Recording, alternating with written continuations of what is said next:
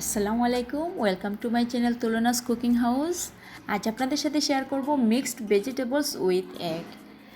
দের season, so আমাদের দেশে এই সিজনে প্রচুর পরিমাণে শাকসবজি পাওয়া যাচ্ছে। সো যারা খুব বেশি পছন্দ করেন শাকসবজি খেতে, তাদের জন্য আশা করছি আজকের এই রেসিপিটি একদম পারফেক্ট একটি রেসিপি। তাহলে চলুন বেশি কথা না বাড়িয়ে শুরু করছি আমাদের আজকের রান্না। কড়াইয়ে একটু তেল দিয়ে দিয়েছি, তেলটা একটু গরম হয়ে এসেছে, তার সাথে দিয়ে দিচ্ছি পেঁয়াজ কুচি। পেঁয়াজটা একটু হালকা নাড়াচাড়া করে দিয়ে দিয়েছি 1 টেবিল চামচ আদা বাটা এবং 1 টেবিল চামচ রসুন বাটা। সব কিছুকে একটু মিক্স করে নেব। তার সাথে দিয়ে দিব একটু লবণ। লবণটা আপনি আপনার স্বাদ মতো দিতে পারেন। সব কিছু একটু মিক্স করে নেব। সেই সাথে দিয়ে দিব গাজর। গাজরটা আমি এখানে এভাবে স্লাইস করে কেটে নিয়েছি, আপনারা আপনাদের পছন্দ শেপ দিয়ে কাটতে পারেন। দিয়ে দিচ্ছি পেঁপে। আমি শক্ত সবজি যেগুলো সিদ্ধ হতে একটু সময় লাগে সেগুলো আগে দিয়ে দেব।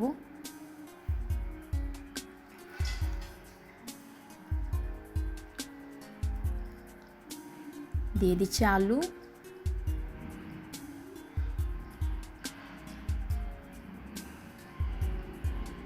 সব কিছু হালকা করে একটু মিক্স করে নেব।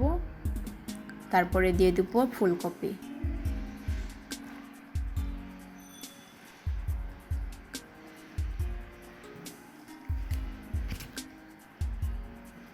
আর এই সবজিগুলো খুব বেশি রান্না করব না, কারণ এইগুলো বেশি রান্না করলে এটার যে ভিটামিনগুলো সেটা নষ্ট হয়ে যায়।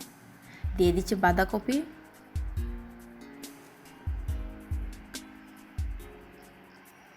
সব কিছু খুব ভালো করে মিক্স করে ঢাকনা দিয়ে ঢেকে দেব 5 থেকে 7 মিনিটের জন্য।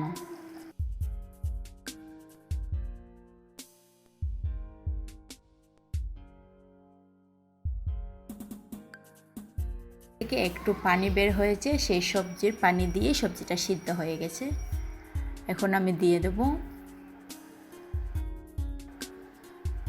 মিষ্টি কুমড়া, আর সেই সাথে দিয়ে দিব বেগুন। বেগুন এবং মিষ্টি কুমড়া আমি পরে দিচ্ছি, কারণ এই সবজিগুলো সিদ্ধ হতে খুব বেশি সময় লাগে না, সেই জন্য।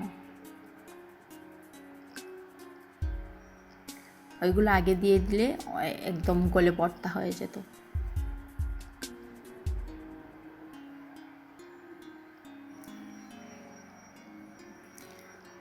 তার সাথে আমি দিয়ে দেব 1 টেবিল স্পুন সয়া সস।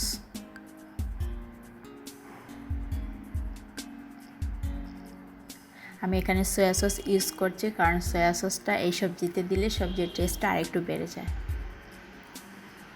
দিয়ে দিচ্ছি গোলমরিচের গুঁড়া। আমার রান্নাটা মোটামুটি হয়ে এসেছে। দেখুন, আমি খুব বেশি একটা সিদ্ধ করব না, আগে বলেছি।